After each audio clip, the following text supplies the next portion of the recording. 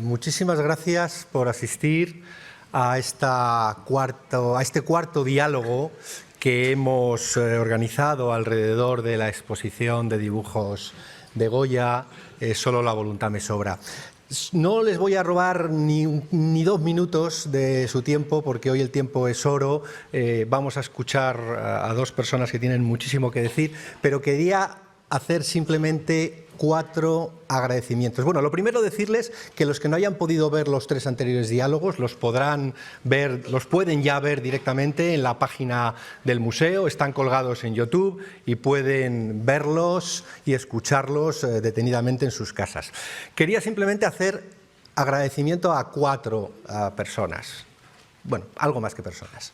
En primer lugar, le quería agradecer a Paloma Málaga, que la han visto ustedes todos los días por aquí, que la tenemos ahí en la esquina, que es el alma mater de que todo esto esté funcionando perfectamente, que está siempre aquí en el museo al tanto de que todo el mundo esté en su sitio, todo el mundo esté cómodo, todos nos sintamos bien, y simplemente agradecerte, Paloma, el esfuerzo que sé que estás haciendo diariamente para la organización de estos diálogos. En segundo lugar, quiero agradecer a los dialogantes, a las personas que vienen, hoy representadas por Emilio Lledó y Victoria Camps, agradecerles también la consideración de tener en cuenta estos diálogos, este proyecto, y por supuesto agradecerle a Pepa que se haya cumplido uno de mis sueños, que es tener a Pepa durante por lo menos un mes cada semana y poder hablar con ella y compartir un proyecto con el que la verdad es que yo creo que se ha sentido muy comprometida, y pese a su esfuerzo diario en la radio, el venir hoy por la tarde, yo sé que lo hace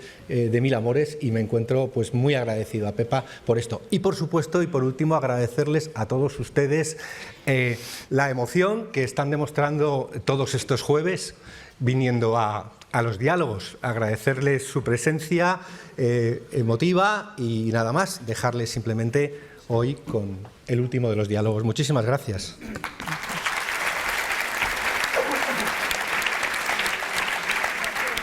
Pues ya que hemos empezado así, yo quiero agradecerle a José Manuel Matilla la oportunidad que me ha dado para estar aquí. He sido muy feliz. Bueno, vamos a ver si nos lo estropeamos hoy.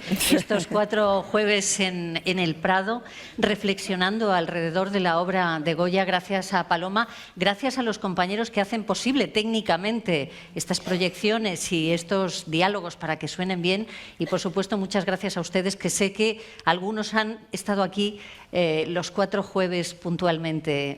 Ha sido realmente un lujo, y creo que este último diálogo lo va a ser también. Tiene todos los ingredientes. Vamos a hablar, ya lo han visto, el título es Todo me falta, la vejez desfavorecida. Vamos a hablar de la vejez. Goya tuvo mucho tiempo para reflexionar sobre la vejez. De hecho, empezó muy temprano. Él vivió 82 años en una época en la que pues era casi impensable vivir tanto, ¿no? Superó la muerte de su esposa, la de 7 de sus 8 hijos, una grave enfermedad. La vida le sometió a pruebas muy duras, a circunstancias adversas, y eso se reflejó en su obra. Sobre la vejez en la época de Goya y sobre la vejez hoy, conversaremos con estos 2 filósofos de lujo que tenemos hoy: Victoria Camps, que es miembro del Consejo de Estado, y Emilio Lledó, miembro de la Real Academia Española. Muchísimas gracias por haber aceptado esta invitación y este reto. Bueno, a lo largo de estas semanas hemos ido viendo que Goya es el artista de la experiencia, pero también de la imaginación. Es decir, parte de lo vivido, pero también de lo soñado. Y al final siempre acaba reflexionando sobre la condición humana, muchas veces desgraciada. Sus dibujos, también hemos estado todos de acuerdo, nos provocan desasosiego. No sé si a vosotros también. Provocan son como un puñetazo, ¿no? ¿Emilio? Sí, sin la menor duda. Yo no sé, porque no soy historiador del arte profesionalmente, yo no sé si hay en la historia de la pintura alguien como Goya, quiero decir, entre los pintores, porque me parece difícil. No he visto nada más analítico de lo que es la vida, de lo que es la existencia humana, de lo que es la crueldad, de lo que es la violencia, como los dibujos, las pinturas de Goya en general. Bueno, las pinturas de Reyes, las pinturas que hace un poco profesionalmente, pues bueno, son un poco condicionadas por esa profesionalidad. Pero la serie de dibujos, mirad que a mí me gusta mucho el Bosco, el Jardín de las Delicias. El Jardín de las Delicias es un jardín, es un sueño al lado, comparado con la violencia terrible, con el análisis terrible, despiadado pero saludable de lo que es la vida humana. Y una cierta desesperanza que brota siempre en sus dibujos. Una cierta desesperanza, pero que cuando ya es viejo, hay uno de los dibujos de esa época que dice, aún aprendo. Y eso da una cierta esperanza a los que tenemos ya una cierta edad, ¿no? Sí, sí. Victoria, ¿estás de acuerdo en que son como un puñetazo los dibujos de Goya? Yo creo que sí, que todos los dibujos de Goya son siniestros de alguna forma, ¿no? Son tétricos, son crueles, incluidos los que representan la vejez, ¿no? Y yo me he preguntado al preparar estos diálogos si realmente al representar la vejez Goya está haciendo lo que hace en muchos de sus cuadros, de sus representaciones, está criticando los estereotipos sobre la vejez, la forma de ver la representación social de la vejez, o realmente él siente que la vejez es cruel, ¿no? Y la está representando tal cual la siente. Emilio se ha referido a ese dibujo, ¿no? Que es un viejo muy honorable, un viejo, en fin, que queda bien, ¿no? Incluso como viejo, y que da una imagen de optimismo, ¿no? Que dice eso, aún aprendo, ¿no? Y eso lo dice Goya, es uno de los últimos dibujos que hace, o sea, lo dice cuando él ya no le queda casi nada, ¿no? Y a mí me llamó mucho la atención en el catálogo, al principio de todo se recoge un texto de una carta, ¿no?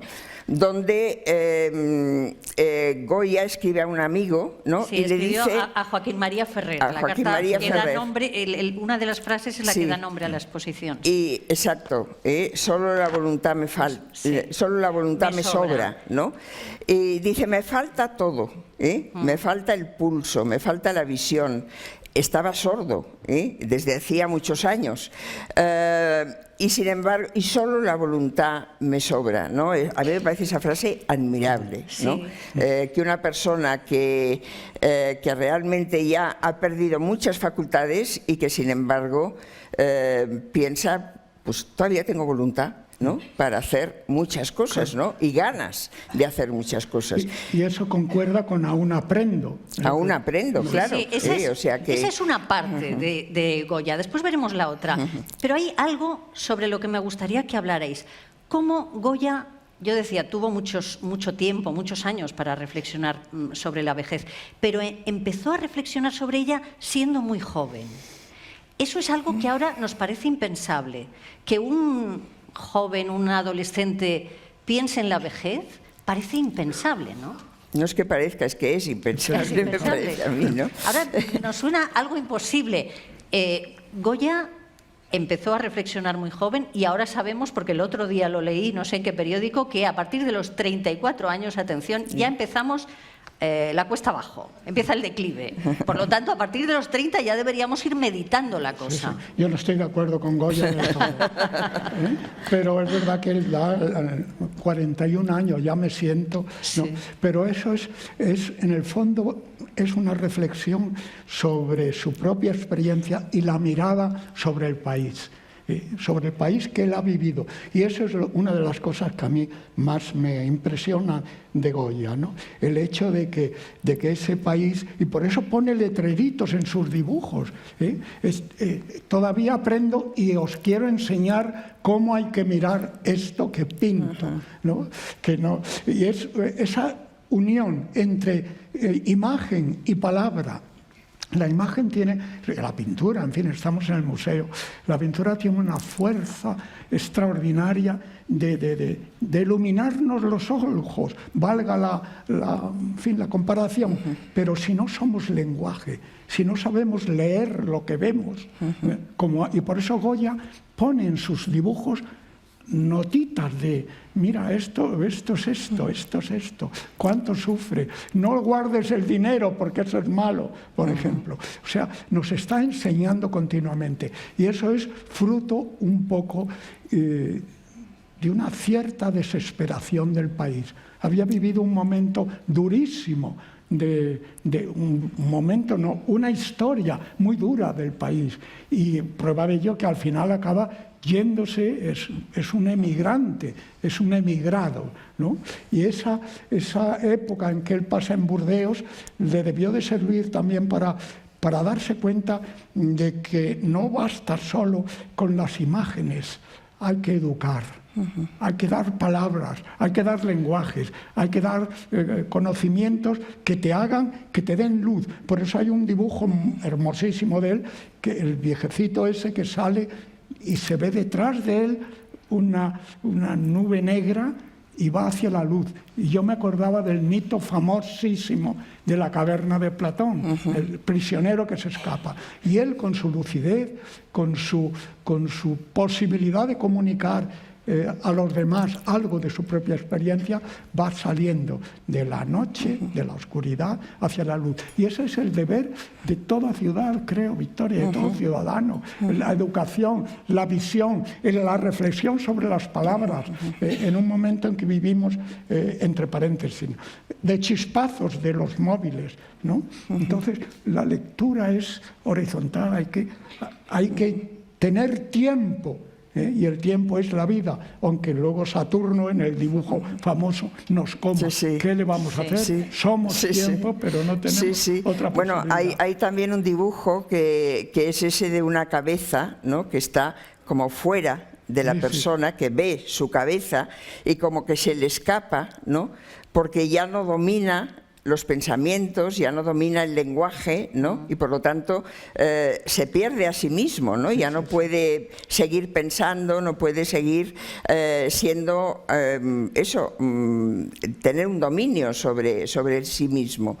A mí eso que dice Emilio de la imagen y la palabra, ¿no? O sea, la frase de que una imagen vale más que 1000 palabras, es de Aristóteles, creo, no sé de quién es, ¿no? Pero es muy... Bueno, como filósofos no nos lucimos muchos, pero es una frase muy... Y yo siempre he puesto en cuestión, ¿no? Esa idea de que una imagen vale más que 1000 palabras.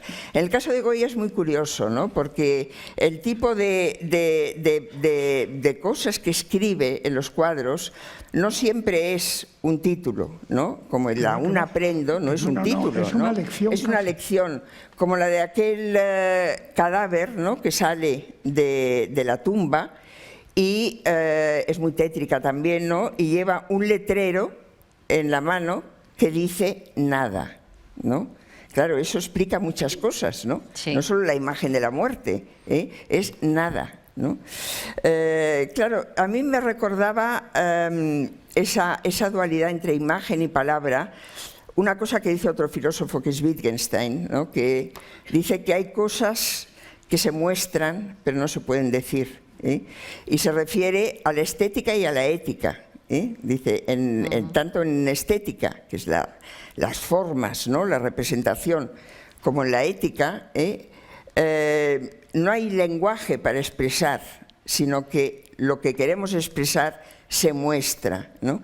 En Goya están las dos cosas, ¿no? En Goya está el mostrar lo que es la vejez, por ejemplo, en todos los dibujos, pero al mismo tiempo él añade algo, ¿no? Él añade algo que permite profundizar un poco en eso, que se dice mejor mostrándolo que explicándolo, ¿no? Porque hay cosas que no se pueden explicar. Victoria, hay un dibujo de Goya que se titula Viejo en un columpio.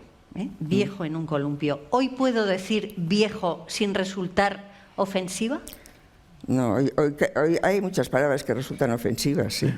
Claro. Pero son Emilio, muchísimas. tú que eres académico, ¿por qué nos ofende la palabra viejo y tenemos que buscar tantísimos eufemismos para no decir viejo? Tercera edad, persona mayor... Bueno, fin. porque a lo mejor hay la idea de que el viejo tiene menos facultades, y es verdad, pero yo creo que yo no siento la palabra viejo. ¿No la sientes ofensiva? No. Y recuerdo un texto de Aristóteles, que es en los tratados pequeños de historia natural, que habla de la juventud y la vejez.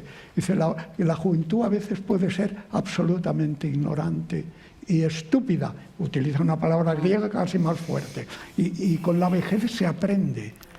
Lo que pasa que, claro, para que la vejez sea rica en el aprendizaje, tienes que tener, repito, una educación. Y Goya lo tenía. Goya era un gran lector. Yo creo, no sé si es una suposición mía, que él había leído muy bien el Quijote, porque hay dos pastoras que están, dos dibujos distintos, que están pensando. Y dice, aún piensa. Y me acordaba de uno de los primeros capítulos del Quijote, de la pastora Marcela, que es el primer testimonio de una mujer que quiere decir que ella es libre y no tiene por qué someterse a nadie.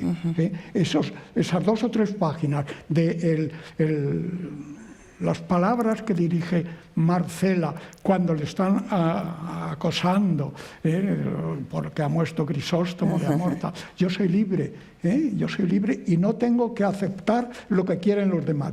A mí me parece aunque no es de la vejez, es de la juventud, uno de los momentos de madurez, de vejez maravilloso de ese libro. En eso que decías de que no se puede llamar a nadie viejo, Buscamos ni anciano, eufemismos ni para mucho no menos llamarle anciana viejo, y vieja, sí. ¿no? Que es peor. Pero quizá tiene algo que ver con el no querer hacerse cargo del envejecimiento, ¿no? Es decir, el envejecimiento no debería existir. Hay quien lo considera incluso una enfermedad, ¿no? Es un deterioro, todo es negativo en la vejez, ¿no? Por lo tanto, eliminemos la palabra. Hablamos de mayores, ¿no? Pero mayores es un término mucho más ambiguo, ¿no? Pero la palabra no la utilicemos, ¿no? Es curioso. Y por eso también es curioso. Sí. ¿Cuántos pintores hay que representan la vejez? Pocos, ¿no? La juventud es mucho más agradecida, ¿no? Sí. Y la belleza ¿no? Pero la vejez, ¿quién se atreve a representar la vejez, ¿no? Fija, ¿ibas a decir algo, Emilio? No. Iba a decir algo, pero... Pues dilo, No, por supuesto. Hay una tradición en la historia de la ética, no sé si me equivoco, me lo dice porque tú eres especialista, que dice que el principio de todas las relaciones afectivas que tengamos con los demás empieza por cómo nos queramos a nosotros mismos. Y es en la vejez cuando podemos tener la experiencia de ese cariño. Es en la vejez cuando tenemos tiempo de querernos más y de mirarnos al espejo por las mañanas cuando te afeitas y que no se rompa, ¿no? Entonces, esa relativa coherencia entre la amistad que tú tienes que tener contigo mismo, que no es egoísmo ni mucho menos, sino es el reconocimiento de una cierta coherencia a pesar de que te hayas equivocado 24 veces, ¿no? Eso no importa, porque ese principio de sentirte una persona de alguna manera digna es lo que tú entregas en el amor hacia los demás. Y eso está muy claro muchas veces en los dibujos de Goya. Es una enseñanza continua que le ha dado la vejez. Qué curioso. Estaba pensando, el ser humano, claro, es vigoroso, está lleno de energía cuando es niño, cuando es adolescente, cuando es joven, pero en esa etapa no tiene experiencia, ¿no? Exacto. No tiene experiencia y yo creo que en la infancia, desde luego, careces de capacidad de razonar. A lo largo de las sucesivas etapas de la vida, las líneas de la fortaleza y de la inteligencia se van cruzando hasta que terminamos con un gran capital intelectual o al menos con una capacidad de razonar, pero con pocas fuerzas. Esto está muy mal organizado, ¿o me lo parece a mí?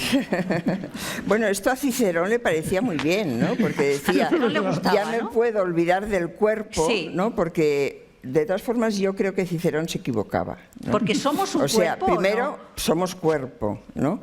Y el cuerpo es necesario y el cuerpo queremos sentirlo. O sea, a mí mirarme al espejo cada vez me gusta menos. O sea, ya no me gusta mucho mirarme al espejo. Entonces el cuerpo es necesario, ¿no? Y Cicerón decía, bueno, pero tenemos el espíritu, ¿no? Y el espíritu se mantiene en la vejez, es cuando estamos tranquilos, podemos seguir pensando. Entonces, claro, ese decir, bueno, el cuerpo no Cicerón importa. era de ¿no? la línea de hielo. Era de la línea de hielo. Sí, ¿no? sí. Eso de decir el cuerpo no importa, pues Sí. es una forma, yo creo, equivocada, ¿no? de A ver, representar la vejez y decir, bueno, nos queda lo mejor del ser humano. Bueno, lo mejor del ser humano primero si se conserva, ¿no? Porque también, Claro. también las demencias, en fin, Sí, todo sí. eso tiene que ver no solo con lo que consideramos cuerpos y si queremos ver una dualidad cuerpo-espíritu. Entonces, claro, yo creo que hay que aproximarse a la vejez siendo realistas, ¿no? A ver, Y Emilio, que está siendo en la línea de Cicerón, Sí. a ver. No, pero es curioso que somos efectivamente cuerpo y estamos Sí. supeditados a eso. Claro. El cuerpo va envejeciéndose, Sí. va perdiendo Sí. fuerzas, energía, etcétera, etcétera. Pero el alma, los griegos le llamaban la psique famosa de psicología, etcétera. El alma era respirar. Psigestai es hacer esto. Si no haces esto, no vives, ¿no? Y por lo tanto, ese movimiento de los pulmones, ese psigestai, se encarnó en la palabra psique, como encarnación, repito, de esa vida. Pero esa vida se tiene que educar, se tiene que formar, se tiene que hacer, porque al mismo tiempo tenemos una serie de ideales determinados que hemos, si no estamos deformados mentalmente, hemos aprendido a lo largo de la vida. Y aunque eso suene muy idealista, pues hay un horizonte de cultura que se llama justicia, verdad, bien, etcétera, etcétera. Lo he dicho algunas veces. Y tiene que ver con el cuerpo también, igual que somos aire, somos materias, vivimos en la tierra, en el aire o en la luz, ¿no? Igual que hay elementos determinados de la naturaleza, hay elementos determinados de la cultura. Entonces el tiempo, la vida, te permite que ese horizonte, y no es nada idealista eso, ni del bien, de la justicia, pero por favor, ¿cómo vamos a creer en el siglo XXI que el horizonte de la vida es la maldad, la mentira, el engaño, la violencia? La violencia siempre ha sido fruto de la ignorancia, totalmente fruto de la ignorancia, porque como no sabes qué decir, qué pensar, qué hacer, llenas tu vitalidad en el ataque al otro. La violencia, todo tipo de violencia, es, en mi opinión, fruto de la ignorancia. No sé qué opinas. Sí. ¿Estás de acuerdo? Sí, Victoria, sí. de la ignorancia y de otras cosas que no son solo ignorancia, ¿no? Por Porque, supuesto, a ver, ¿no? la reflexión sobre la violencia, cuando no se hace esa reflexión, es por culpa de la ignorancia, finalmente, ¿no? Porque uno no acaba de... Yo no sé si lo tengo muy claro, pero como yo no soy dialogante, no me meto ahí en este jardín. Pero sí os quería preguntar, yo hablaba del vigor físico y del vigor mental, la potencia mental, que se van desequilibrando a lo largo de la vida, ¿no? ¿Por qué tiene mejor prensa el vigor físico que la capacidad mental, que la inteligencia, que la experiencia? Porque se ve más, ¿no? Porque es más fácil verlo, porque es más fácil verificarlo, porque es más fácil comprobarlo, ¿no? Y es más fácil representarlo. ¿Cómo representas el vigor mental? ¿No? Es imposible, ¿no? Entonces, claro, yo creo que, claro, el rechazo del deterioro que representa la vejez, que a veces no es deterioro, ¿no? Que a veces es el estar más seguro de uno mismo, el estar más, conocerse mejor, todo eso se adquiere con la vejez. Y los griegos veían la culminación, la excelencia de la persona, decían no es posible el ser virtuoso, no puede serlo hasta que es viejo, ¿no? Porque de joven las pasiones, la sensibilidad, todo eso domina demasiado y uno no puede llegar a esa plenitud, a esa culminación. Pero claro, eso es difícil de representar, ¿no? Por eso precisamente sorprende. Vivimos una cultura muy de imagen, sí, ¿no? Y entonces, claro, ¿cómo representas ese vigor espiritual que se manifiesta, pues eso, en el discurso, en el pensamiento, en la reflexión, en el lenguaje, ¿no? Hoy priva más la imagen que el lenguaje, ¿no? Y si no ponemos un PowerPoint, si no ponemos unas imágenes, no podemos casi hablar, ¿no? Porque no nos siguen, ¿no? Seguir el discurso es mucho más complicado, ya, ¿no? Emilio, ¿a ti también te sorprende que tenga más prestigio la fuerza de la juventud que la experiencia de la vejez? Yo no lo creo. Lo que pasa es que sí, por eso la pedagogía, la palabra pedagogía tiene que ver algo con niño, pais, ¿no? O sea, esa vejez que alcanzas con el tiempo, si no está acompañada de conocimiento, de educación, de cultura, de inquietudes intelectuales determinadas que aprendes en la escuela, y si en lugar de esa fluencia que es el aprendizaje te meten en la cabeza unos cuantos pequeños bloques ahí que atrancan las neuronas, pues esa juventud no vale para nada. Por eso es tan importante que haya un desarrollo determinado a lo largo de la vida, a lo largo de la vida, siendo conscientes de que somos hijos del tiempo y que la flecha del tiempo nos tiene atravesados y no podemos escaparnos. Pero esa temporalidad nos da al mismo tiempo una cierta arete, una cierta posibilidad de que el mundo no se nos presente siempre realizado como algo cuajado, sino como algo posible, como algo que podemos abrir, ante lo que nos podemos abrir y en el que podemos caminar, porque hay momentos, por la política, por lo que sea, que el mundo casi es incaminable, que no podemos caminarlo. Y esa supuesta visión de que adquieres cuando tienes años, sí, a lo mejor pienso, no sé si es verdad o no, pero es porque hayas tenido una vida educadamente abierta, educadamente libre, porque la educación tiene que ver exactamente, tiene que coincidir exactamente con la libertad, que la libertad es posibilidad de crear, posibilidad de ser. Entonces, eso es, a lo largo de la vida, un rejuvenecimiento continuo, porque si no te quedas como atascado y hay a veces, puedes estar en la juventud y ser viejísimo, sí, por lo que piensas, por lo que sientes, por lo que ves, ¿no? El arte, por ejemplo, el museo, es una apertura, es un gozo, la mirada, pero la mirada que tenga palabras, que te hayan enseñado un poco a mirar, a ver, a gozar. Bueno, hablábamos de ese lema conmovedor que acompaña a la figura de ese anciano que dice aún aprendo, ¿no? Y eso resulta determinante para darnos cuenta de lo que comentabais antes, que Goya tenía una visión positiva de la vejez. Es un dibujo de sus últimos años. Sí, estaba sordo, se sentía desvalido, pero no le faltaba la voluntad creativa ni la curiosidad, que siempre decimos que es tan importante. Pero a mí me desconcierta ese rasgo optimista en medio de su pesimismo sobre la condición humana. Él estaba, o parecía, decepcionado con todo lo que le había tocado vivir, con todo lo que había visto, ¿no? Manifiesta muchas veces su pesimismo con la condición humana. Sin duda. Entonces hay como dos Goyas, ¿no? El que dice, bueno, aún aprendo, lo único que no me falta es la voluntad, es lo que me sobra. Y en cambio, qué decepción todo lo que he vivido y todo lo que he visto.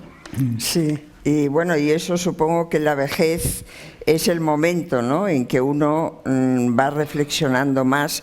Parece que yo no estaba en la casa de Burdeos de Goya, pero cuando llegó a Burdeos, que murió allí, ¿no?, y que fue ya la última etapa de su vida, pintó todas las paredes, pero con unos dibujos negros, ¿no? O sea, absolutamente muy negativos, ¿no? Y con un cierto miedo. O sea, yo he visto yo veo también en los dibujos de Goya el miedo, esos dibujos de brujas, de fantasmas, ¿no? Miedo de lo que puede acontecer, ¿no? Creo que hay uno de los dibujos que lo titula como tristes presentimientos de lo que ha de venir o de lo que ha de acontecer. Entonces, ese miedo que él conjura, quizá, representándolo, ¿no? Pero que es una forma de ver la vida, no solo con tristeza, por todo lo malo y lo que hay que criticar, sino también con un cierto temor, ¿no?, de que no hay nada después, ¿no? Y remito otra vez al dibujo del cadáver, ¿no?, del nada, ¿no? Es muy impresionante, ¿no? No, pero al lado de eso, como dices, Victoria, está también la capacidad creadora. O sea, a mí me sorprende, o sea, que tuviera energía, sí, eso es muy sorprendente, para crear esta obra prodigiosa de pintura, y al mismo tiempo, al lado de los grandes cuadros de Goya, la maja vestida, esas maravillas, pero que tuviera esa mirada crítica sobre el mundo, que eso en el fondo es energía, es vida, es posibilidad, es apertura, es esperanza. Es esperanza. Y en el fondo, esta prodigiosísima obra crítica de los dibujos y de las pinturas negras, etcétera, todo eso era un fruto, una entrega hacia su país, porque efectivamente él había tenido miedo, había sufrido la historia de España, que a veces crea sufrimiento, pero su capacidad creadora era al mismo tiempo y pedagógica, era una posibilidad de enseñar, de comunicar y de transmitir su propia experiencia. Y por eso pone notitas en los dibujos. A ti te encantan las notitas, Emilio, ¿eh? ¿A que sí? Sí. A mí también. Y algunas me conmueven profundamente. Por si no entendéis esto, mirad, esto es un mal sueño, ¿eh? Esto es tal... No, sí, pero algunas son inquietantes, algunas son... Te quedas como... ¿Qué habrá querido decir? Claro. Me encanta. Bueno, la vejez le obsesionó a Goya, sobre todo en la segunda mitad de su vida, le dedicó un cuaderno completo que quedó inacabado, pero en general en los dibujos de Goya hay hombres y mujeres que luchan, que matan, que mueren, víctimas, verdugos, patriotas, invasores, niños, ancianos, víctimas de las hambrunas y la enfermedad, todos ellos unidos por el mismo destino, que es la muerte, que es ese nada que decía Victoria. ¿Vosotros creéis que deberíamos tener mucho más presente la muerte, no solo cuando nos acercamos a ella, sino a lo largo de toda la vida? No. ¿Tú crees que no? No. Y hay un filósofo, Spinoza, que era, en fin, un filósofo que no, digamos, un triunfador, que lo pasó muy mal, y dijo, y contra lo que había dicho otro famoso filósofo griego, que la vida es una meditación sobre la muerte, Spinoza dijo, no, la vida es una meditación sobre la vida. Sobre la posibilidad. Pero me encanta porque siempre hay filósofos para cualquier cosa. Es como son como los refranes, los filósofos. Siempre hay uno que te viene bien. Ahí está el valor de la filosofía, ¿no? La actualidad de la filosofía. Tenemos el filósofo que nos dice que no hay que pensar en la muerte, como Epicuro, ¿no? Que tú has estudiado tanto, ¿no? Que mientras vivimos no estamos muertos y cuando morimos ya no vivimos. Por tanto, preocuparse por la muerte. Borges tiene unos versos también que reproducen esa idea de Epicuro, ¿no? Que dice, solo los animales piensan, bueno, solo los animales no temen la muerte, solo los hombres temen la muerte, ¿no? Porque reflexionan sobre algo que ha de venir y los animales no piensan. Deberíamos reflexionar más o pensar más. Yo creo que la muerte no es el problema es el envejecimiento. Exacto. Sí. Yo creo que lo que tememos de verdad es el acercarnos a ese final, el acercarnos a la muerte, y eso quizás sí que requeriría un cierto aprendizaje, ¿no? Que sería bueno que nos viéramos más, no como seres que culminan siendo autónomos, siendo autosuficientes, produciendo, sino seres que nacen siendo dependientes y mueren siendo dependientes, ¿no? Que somos más vulnerables de lo que todo, desde la economía a todo lo demás que nos rodea, nos hace pensar, ¿no? Cicerón tiene una, que lo he traído aquí por si convenía, venía a cuento leerlo, ¿no? Cicerón en De Senectute, ¿no? Que es uno de los libros clásicos sobre la vejez, dice: debéis retener que yo alabo aquella vejez que descansa en los fundamentos que se han puesto en la juventud. Es decir, que el que no se prepara para la vejez, yo he dicho muchas veces que uno de los recursos para el envejecimiento es la cultura. Bueno, tú lo has dicho un poco antes, ¿no? Es decir, el disfrutar con la lectura, con el teatro, con la música, con el arte, todo eso es un recurso cuando otras cosas que necesitan más el concurso del cuerpo, de la fuerza o de la energía, fallan, ¿no? Eso si no se prepara desde joven, es que, a ver, prepararse para la vejez, yo pienso, no es solo estar pensando voy a envejecer, ¿no? Es eso, ir almacenando recursos, ¿no? Ir teniendo recursos para cuando la persona ya no es autosuficiente, ya produce menos, ya está en otra etapa, ¿no? Y yo creo que eso sí que es importante, y bueno, ese la aún aprendo, ¿no? Que es decir, bueno, todavía tengo ganas de aprender porque he estado aprendiendo toda mi vida, ¿no? No he estado haciendo cualquier cosa, ¿no? Sino que he estado aprendiendo y he cultivado eso, ¿no? Y yo creo que eso sí, esa para mí es la forma, ¿no? De no despreciar ese final como algo que les pasa a otros, pero a mí no me pasará. Pero en el fondo yo creo que eso es muy humano. Pensar que nadie piensa que sí, claro, sí, me voy a morir, pero nadie se hace a la idea realmente, porque si nos hiciéramos a esa idea, no, es imposible vivir como vivimos, no viviríamos como vivimos, ¿no, Emilio? Por supuesto. ¿Tú que eres partidario de no pensar en la muerte? No, es asumir, no pensar en la muerte como una cosa pensable. Ya. Lo que es pensable es la vida.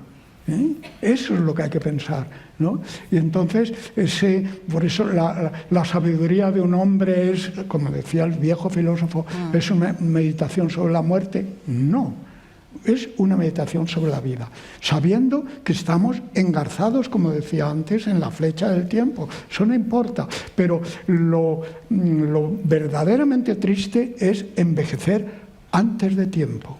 O sea, ser viejo con 25 años. Y eso por mucha energía que tengas, ¿no? Como las neuronas no funcionen bien, entonces caes en que tú te has secado intelectualmente, que estás envejecido, estás muerto intelectualmente. Y la vida de los seres humanos atados a la flecha del tiempo es la vida del cerebro, de la libertad y de la inteligencia.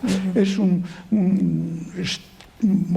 trivial esto, pero es que tenemos que convencernos de eso, de que la vida es la mente, y la mente es libertad, y la mente es educación. Y educación que tiene que correr a lo largo de toda la existencia, de toda tu vida, ¿no? Y por eso aún aprendo. Y es bueno, fantástico. como es ridículo envejecer, bueno, ridículo y lamentable envejecer de joven, o sea, y jóvenes viejos, como también el tratar de aparentar Lo contrario, ¿no? más vejez. Claro, Hay un dibujo que ahora quería recordar cuál era, que no, una coqueta, ¿no? Es una Sí, mujer, sí. desgraciadamente, ¿no? Porque yo también me pregunto al respecto. Después hablaremos de la diferencia entre hombres y si mujeres, representa sí. igual el envejecimiento de la mujer que el del hombre, ¿no? Una mujer coqueta, es que no sé cuál es el título que le pone, pero que es una imagen patética, ¿no? Sí, es una, Hasta la muerte, ¿no? Claro. Es una imagen patética es de malo una mujer. ser viejo cuando eres joven, pero no sé si es peor intentar ser joven cuando eres viejo. Cuando seas viejo. Que es la tendencia en la que nos hemos metido ahora mismo. Es patético, sí. O sea, sí. querer aparentar Porque menos edad, vestirse como si tuvieras 20 años, sí. dejarte una cara planchada Sí. como una camisa recién planchada, Sí. ¿no? Valga la redundancia, en fin, Claro, no sé. claro. Es que eso es la apariencia. Vivimos en un mundo de apariencia. Y esa es la tendencia, Emilio. Claro. Ahí estamos, ¿eh? Queriendo aparentar que no. Es curioso porque todos aspiramos a llegar a viejos o a mayores, a muy mayores, porque la alternativa es peor. Pero nadie quiere ser viejo. Sí. Entonces vivimos en una contradicción. Sí, sí. Queremos vivir muchos años, Sí. pero no queremos ser viejos. Sí, ¿no?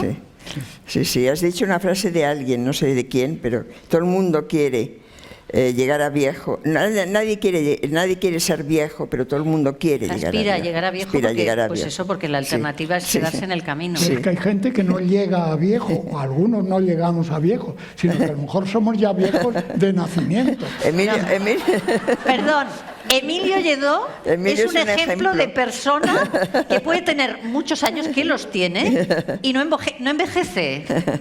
Porque siempre está ¿Qué igual. más quisiera Y yo? de espíritu joven. Es increíble lo tuyo, Emilio. O sea, no sé por qué te han traído para hablar de la vejez, francamente. O sea. Pero es verdad que socialmente, la percepción social de la vejez no sí, es favorable. No es favorable. No es favorable. No es favorable. No, la percepción. Bueno, por eso volvemos a lo que decíamos antes, ¿no? Por eso la palabra la queremos eliminar, ¿no? Y hoy se habla mucho del envejecimiento activo, ¿no? Claro. ¿Qué significa, no? ¿Qué es eso, Victoria? ¿Qué significa ¿Qué es el envejecer? envejecimiento yo me lo activo? pregunto, ¿no? ¿Qué quiere decir envejecer activamente? Hacer muchas actividades, ¿no? Que es lo que la gente quiere hacer para sentir que la vida está llena, ¿no? De cosas, ¿no? Pero eso es propio, pues eso de una sociedad de consumo, ¿no? Que necesita, pues tener la vida llena de cosas que hacer, ¿no? Siempre, ¿no? Pero claro, es eso, ¿no? Es que os tengo que decir que la vejez es un gran negocio. Bueno, ¿Sí? Estamos en una sociedad de consumo Claro. y es que los viejos, hasta me suena mal a mí decirlo, fíjense ustedes, es que soy un ejemplo de querer utilizar eufemismos. O sea, la gente mayor, los viejos son un target importante para muchas si tuvieran cosas. más poder adquisitivo lo serían más. Ya, pero que las pensiones son pensionistas también. fueran más altas, ¿no? Sí. Pero es verdad, es que Sí. al final son un negocio. Sí. No lo Eso, olvidemos. vivimos un negocio porque es una sociedad de consumo que acaba consumiendo al consumidor. Sí. Esa es una buena frase. Claro, no, de verdad. Es una buena acaba frase. consumiendo al consumidor. O sea, ya el horizonte humano es comprar.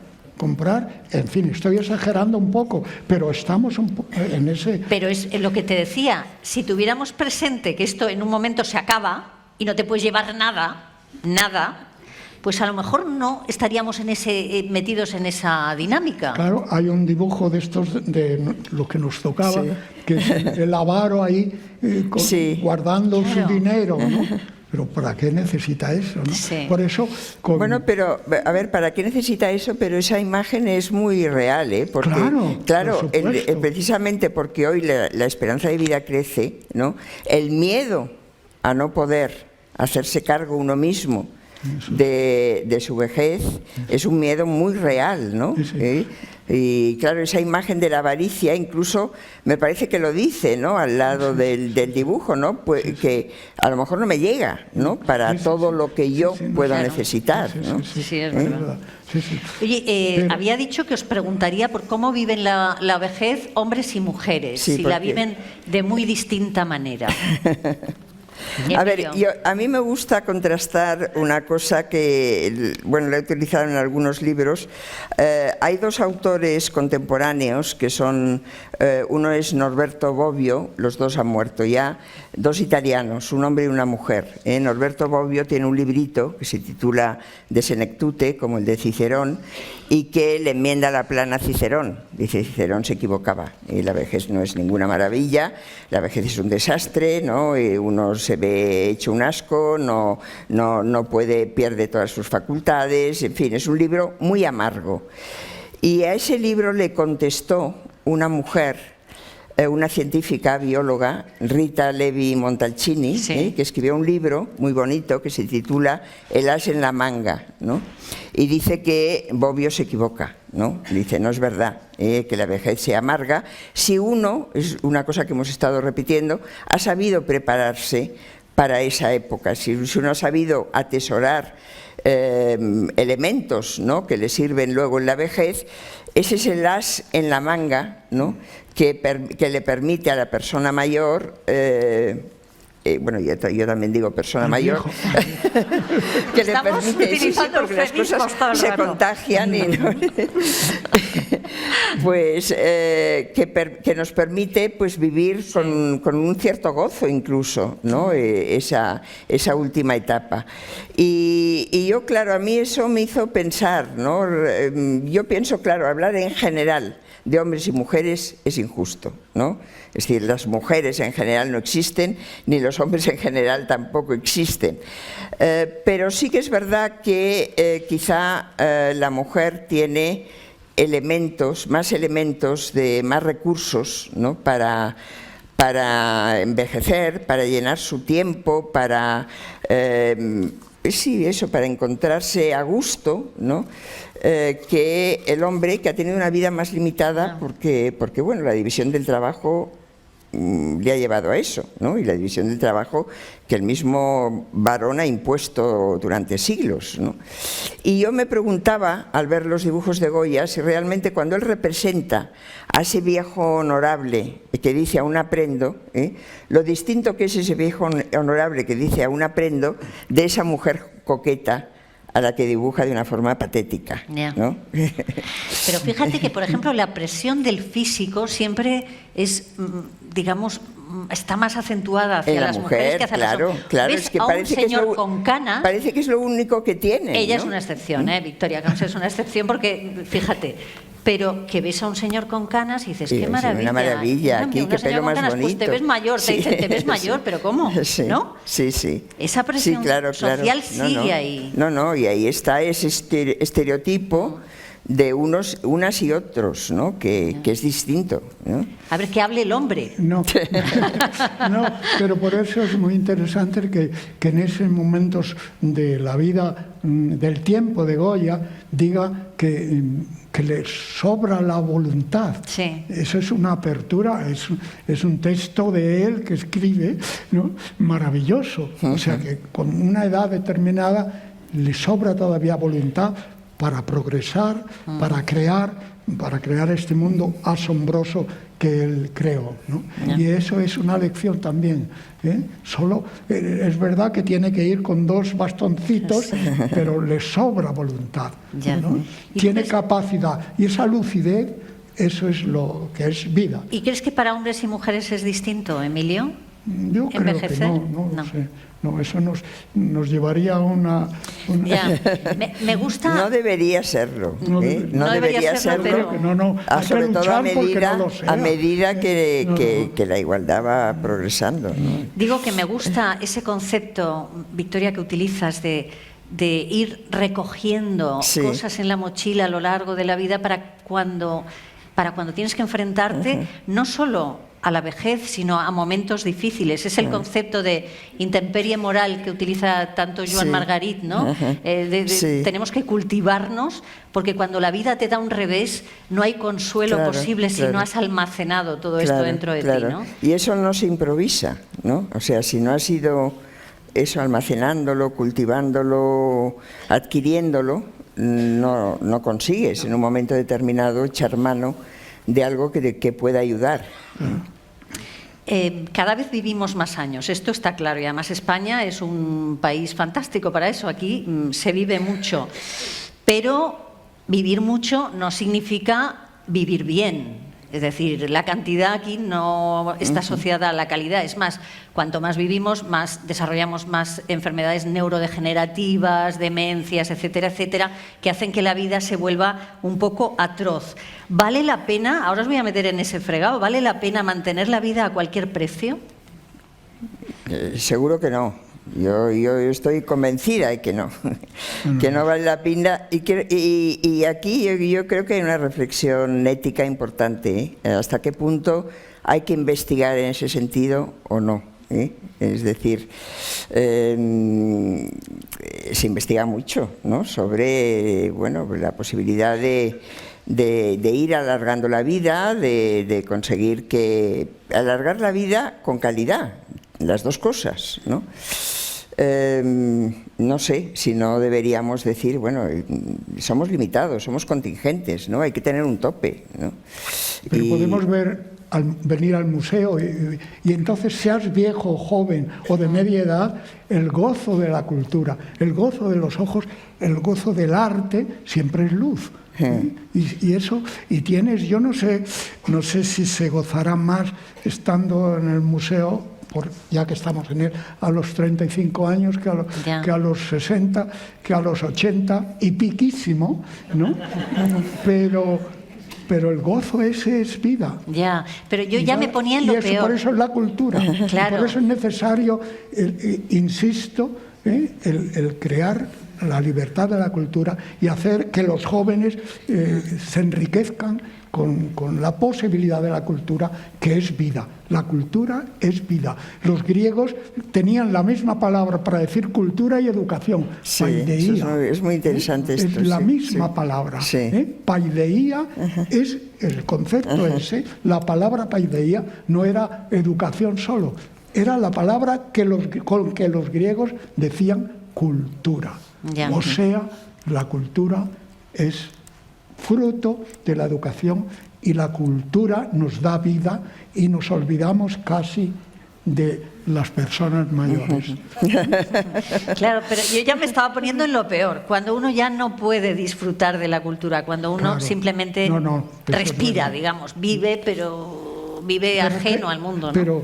Pero Pepa, igual no podemos disfrutar de la cultura con 15 o 20 o 30 años, si no nos han enseñado a que los ojos están no solo para ver apariencias, pero para ver la luz del arte y la luz de la vida y la luz, repito, de la cultura. También es la voluntad, ¿eh? La voluntad cuenta también, ¿no? Es importante que la voluntad no sobre. Piensa que Goya estaba sordo, le faltaba la vista, dice que no tenía pulso, le faltaba casi todo, y seguía dibujando. O sea que, claro, la voluntad es muy importante. A lo mejor exageró un poco eso de que le faltaba pulso, porque pinta y dibuja tan maravillosamente que si no tienes el pulso muy fijo, no es muy difícil. Hombre, fijaos, ese dibujo que está en la exposición es el que abre la exposición, ¿verdad? Ese autorretrato tan maravilloso de Goya mayor. Y es que es una belleza. Es que recordemos que la gran etapa creativa de Goya no era de joven, era mayor. Y además ya, que los 80 años de Goya deben ser más de 100 de hoy, ¿no? Claro, porque, la época de Goya era una época de una esperanza de vida de 40. Oye, decías, Victoria, tú muy tajante, no merece la pena mantener la vida a cualquier precio, porque el debate sobre la eutanasia siempre provoca esos enfrentamientos tan radicales. No, bueno, yo creo que es ideológico religioso, ¿eh? O sea, hay una ideología muy clara, ¿no? de origen de las religiones monoteístas. El ser humano no puede disponer de su propia vida, y eso es un dogma, y eso es lo que hace que frena la reflexión sobre la eutanasia, que de todas formas yo creo que hay que ser optimista, porque yo creo que el debate ha ido cambiando. Cuando se empezó a hablar de eutanasia, que yo recuerde, es decir, que no hace tanto tiempo, se empezó a hablar públicamente los cuidados, lo que hoy llamamos cuidados paliativos, eran eutanasia. O sea, se consideraba que eso, ayudar a morir a una persona ya en fase terminal, era eutanasia. Hoy no hablamos de esa eutanasia como algo que hay que despenalizar, hablamos de ayudar a una persona que a lo mejor no está en fase terminal, pero que se encuentra muy limitada porque está paralítica o por lo que sea, y que pide que le ayuden a morir, ¿no? Claro, ahí está la libertad, ¿no? Es decir, que está muy bien que la esperanza de vida crezca y que vivamos más años, pero que al mismo tiempo la libertad de poder determinar si no queremos seguir tanto tiempo, pues esa sea una libertad real y reconocida. Emilio, ¿algo que decir sobre esto? No, sobre la eutanasia. Me estoy preguntando por qué siempre hay... No, yo estoy de acuerdo totalmente con lo que dice Victoria. Hay un concepto muy relacionado con la vejez, que es la dignidad, mantener la dignidad. Me gustaría una reflexión sobre eso. ¿Qué es la dignidad de viejo o del viejo? ¿Es aceptar lo inevitable con serenidad, con tranquilidad? Yo diría que es eso, sin duda. O sea, que cuando hablamos de una persona que envejece mal, porque no admite el envejecimiento, es un problema propio, ¿no?, de la propia persona, y decimos que es patético, ¿no? Es decir, no, es una cosa que no tiene, es lo contrario de la dignidad. Pero también la dignidad tiene que ver con el reconocimiento de los demás. Es decir, una sociedad que respeta a sus viejos es una sociedad que reconoce la dignidad, y de eso nos quejamos bastante hoy, de que ese reconocimiento de la vejez no existe, ¿no? Porque no es bonito, no es agradable, no va con toda la parafernalia que rodea el mundo del consumismo, de la imagen, de todo lo que hoy se valora más. Envejecer mal, lo contrario de la dignidad, estoy de acuerdo. Bueno, ¿eh? Claro, por supuesto. Le tenemos muy callado a Emilio, no sé si le hemos aceptado. Bueno, Victoria Camps es experta en felicidad, porque hoy, por favor. Es verdad, tienes un libro muy interesante sobre la felicidad. Pues me gustaría ya, casi para acabar, que nos contaras cómo podemos llegar a viejos manteniendo esa vida feliz que es equivalente a la vida buena. Yo no, la vida feliz yo no sé, no la podría definir. Yo creo que tiene mucho que ver con la libertad, que ese ha sido un avance, ¿no? El decidir, bueno, se es feliz cada cual como quiera, ¿no? Y esa libertad nos permite buscar la felicidad siempre. Yo creo que compaginar, quizá estoy improvisando, pero el envejecimiento incluso un envejecimiento que tiene fallos, ¿no? Que uno pues le cuesta aceptarlo bien. Compaginarlo con la felicidad es no perder las ganas de vivir, a pesar de todo. Yo diría que esa es la clave, ¿no? No me preguntes cómo se hace, porque eso ya es muy complicado, y eso los filósofos no lo hemos sabido contestar nunca, ¿no? Pero... Emilio, Aristóteles relacionaba la felicidad con la sabiduría. Por supuesto, sí. Con lo cual, solo podríamos ser felices al llegar a ser sabios o al llegar a tener un conocimiento, es decir, al llegar a viejos. Dime. No, que los griegos le llamaban a la felicidad, la palabra griega es eudaimonía, Eus es un prefijo que significa bien, y daimonía, daimon, era esos diosecillos, esos daimones, ¿no? Que no tiene que ver con el demonio, que después, pero viene de ahí la palabra demonio, claro. Era un daimon que te daba vida, porque te daba vida, porque te daba esperanza. Y la esperanza solo se crea si tienes libertad de aprender, libertad de crear, libertad de ser, porque estamos en el cuerpo, pero somos sobre todo cuerpo. Y el ser del cuerpo es el lenguaje. Lo había dicho ese filósofo que mencionábamos, ¿no? Aristóteles, quiere decir que el ser humano es un animal, un zon, logon, ejon, un animal que mueve la lengua no solo para comer, sino para emitir una foné semantique. Repito la palabra en griego porque como ahora no están de moda las lenguas clásicas, y qué bonito, ¿verdad? Que se entiende perfectamente. Foné semántica, de ahí viene fonética y semántica. Sí. O sea, un aire semántico. Y somos porque tenemos ese aire semántico, porque somos un animal como tantos mamíferos, pero que mueve la lengua y emite una voz que dice, que crea, que siente, que dibuja, porque Goya dibujaba con la mente, por supuesto, aunque le pudiera temblar el pulso. Le creaba por su libertad, porque en el fondo, a pesar de que está viejo, y es verdad, y da, en fin, a lo mejor exageramos un poco, no sé, pero eso es una genialidad también, pero estaba vivísimo, y esa viveza era porque pensaba y creaba, era logos, era lenguaje. En su caso era pintura, era imagen, era apariencia, que luego ponía letreritos para que no nos equivocásemos cuando las mirábamos.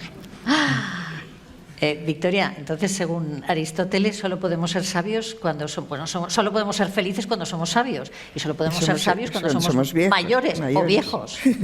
Sí, sí. Por lo tanto, quedémonos con esta parte buena.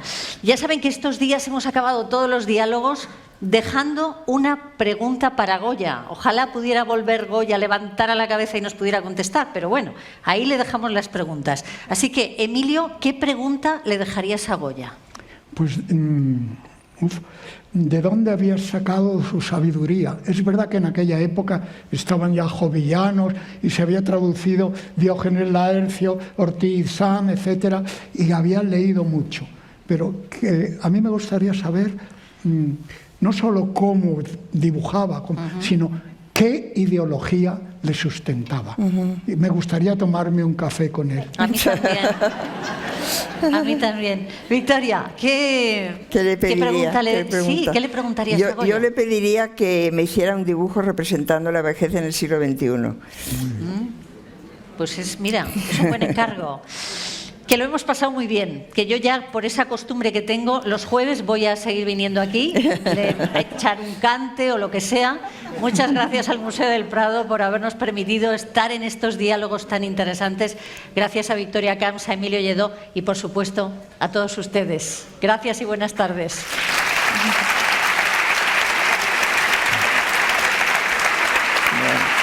Bueno.